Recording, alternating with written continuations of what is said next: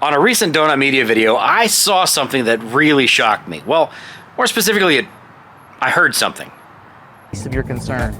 So now all it sounds great. Okay, there's no car clips allowed in the parking lot. I'm gonna start issuing citations and our tow vehicles too. It sounds like we got to get out of here.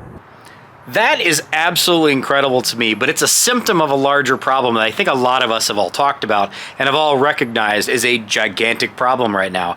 And it's where our car culture is now, where it was, and where it's going. And I think there's a lot of conversation that needs to be had here across the political spectrum and across the country, to be honest with you. Now, I grew up for a large portion of my life in small town America. I grew up in a town of like 20,000 people. And it was a small town. It was a very conservative small town, lots of farming community and production community around. And cruising was a big part of that life for us. We had what we called Hamburger Hill, and I'm sure if you grew up in small town America, you had a similar cruising spot where everybody would go to hang out and be seen and be heard, and it was just part of the culture. That's what you did. That's where you went with your hot rod or your race car or your car that had a really banging stereo system in it, whatever the case was for you. And then as things kind of progressed and I moved into big city life, night meets became a big thing where we would all park in my world, it was a Hooters on East Main Street out on the east side of Columbus. And we would have basically a car show there in the evening hours all the time. We would be there 10 o'clock at night until 1 o'clock or 2 o'clock in the morning. Now, it's also the place where a lot of other things would pop off from, but it wasn't really necessarily about that. It was a way to be able to bring everybody together and all of us have a cool place to kind of celebrate the car hobby together.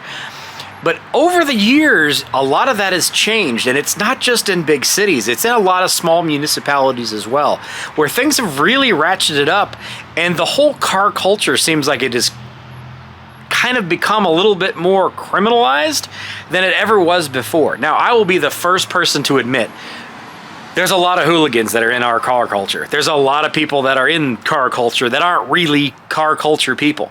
I'm looking at all you guys with the sideshows and takeover type stuff. That's not car culture. That's just hooligans doing hooligan shit in cars. What I'm talking about is the evenings where we would all get together.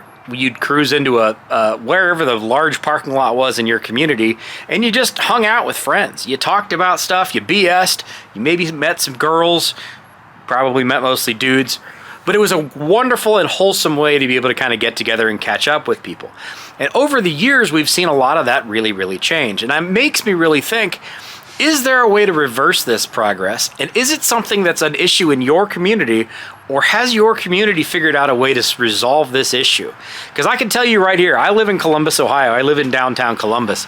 And Columbus has seen a gigantic, earth-shattering change as far as what our car culture has become. We shut down all of our evening car spots for a variety of reasons, all of which are not good. But we had various different spots where we would go, and the police knew we were going to be there, and it was whatever it was. We were going to hang out, and all we were doing is just sitting in the parking lot, BSing and talking about stuff. But then it just takes one idiot to be able to ruin that for everybody else. And then it became something where we just literally couldn't do it. The police would immediately roll in on us and would either start ticketing, towing, or just generally harass us and take us out of the parking lot, which I understand. We're on private property, and the police job is to, protect and serve and make sure that there's no hooligans doing hooligan shit. But in that same world, at that same time, it's done a major number on what we have as an ability to network, to get together, to do stuff. In a world right now, and this was in the comments of the Donut Media video, in a world right now where we're really trying to seek a way to get people out of the house, off their phones, out and to visit people in person, it seems like we're saying one thing and then we're doing another with the way that we're reacting to this kind of stuff, that we're not encouraging this kind of stuff. And I guess this conversation probably also goes hand in hand with a lot of the changes as far as the race car world goes, where we have seen a lot of these racetracks being closed, drag strips or racetracks, either one. And that entire culture is really kind of changing.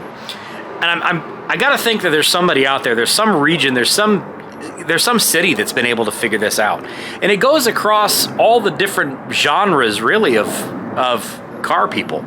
You know, the H2O situation with Volkswagen and stuff in Maryland, like that started out as a gigantic show, but it was mostly Volkswagens and it was mostly under control. And then it became something that was getting completely out of control. I've seen a number of things about Rod Run being canceled as far as that kind of stuff goes, where the municipalities are just ratcheting down on being able to do the things that we have grown up doing. You know, cruising for me when I was a kid in the 90s was a high point of your weekend, especially of your evenings. You know, you went out and it wasn't really about drag racing and stoplight to stoplight racing. Sure, some of that happened, but it wasn't really about that. It was just going out and being social and having fun and sharing the passion and the enjoyment of our hobby. The automotive thing as a whole. And you know, there would be cliques. There'd be like the Ford guys and the Chevy guys, the import guys and whatever. Sure, we've always been that way. But it was a mostly wholesome thing. Now, sure, street racing happened, and street racing's happening now. Street racing will continue to happen. Ever since there were 2 cars on the road, there was street racing, and it's not going to change. But, and this is going to make me sound like more of a graybeard, but back in my day, when we set up street racing, it was at really late at night / early in the morning. And it was almost always in a very, very secluded location. You were going out finding an industrial park. You were finding somewhere that was completely abandoned from anything. You were trying to find an area that was as far away from any prying eyes as possible because you wanted to get down there, you wanted to have your fun, make your runs, have your competition, and then get the hell out of there and go the hell home.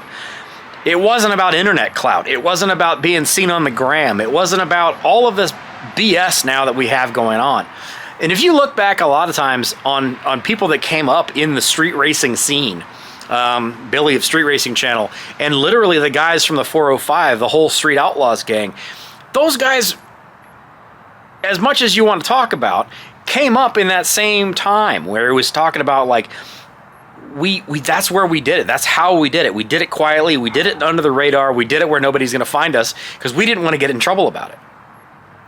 And is it illegal? Yes. Was it frowned upon? Yes.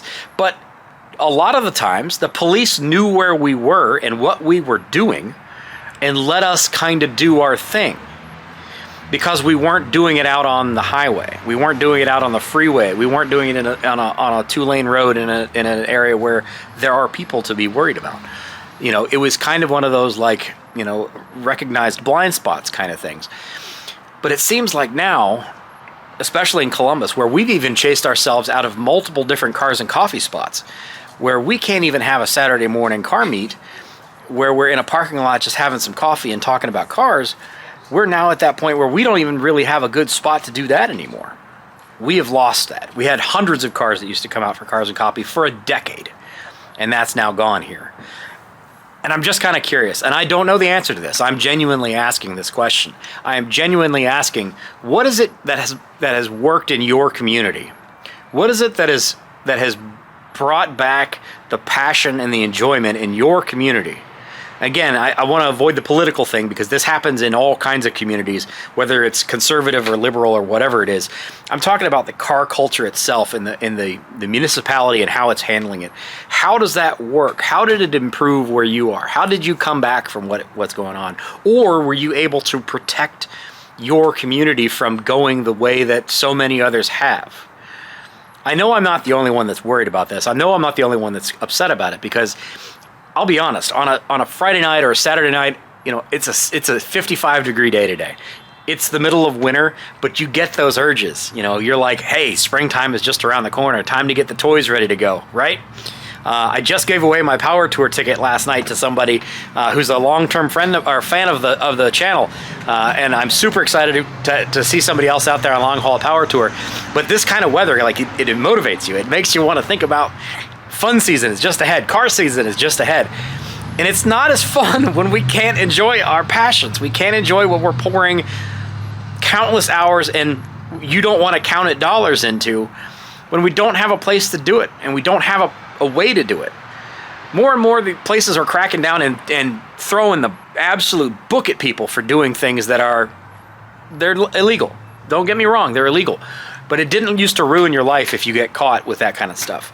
And now it can absolutely ruin your life. I'm just curious. And I'm asking, genuinely asking. I do not know the answer to this.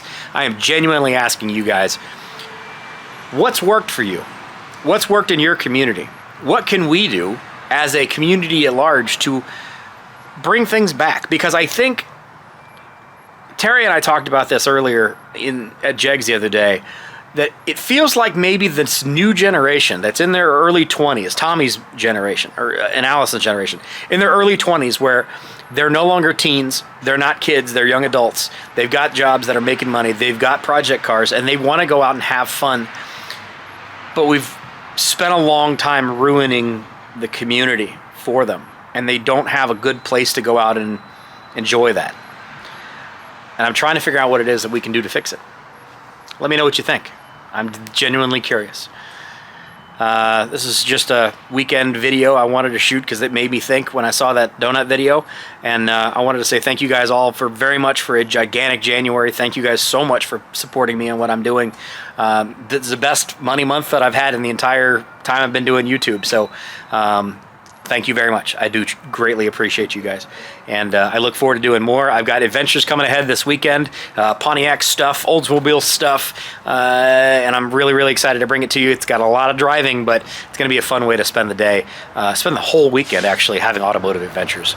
This is Automotive Adventures with Austin, my own little personal corner of the YouTube internets. So if you're into this kind of thing, I mostly do working on cars and projects and my own little toys and things like that, but I also do put these rambling rants on the internet as well, to try to get some conversation going and try to get people interested in having that community build. So if you're interested in this kind of thing, click on the subscribe button. It'd be great to see you back here. If you've been here before, thanks for coming back. I truly do appreciate you. Have a great rest of your evening. Have a great weekend. If I don't see you, take care. I love you. Bye-bye.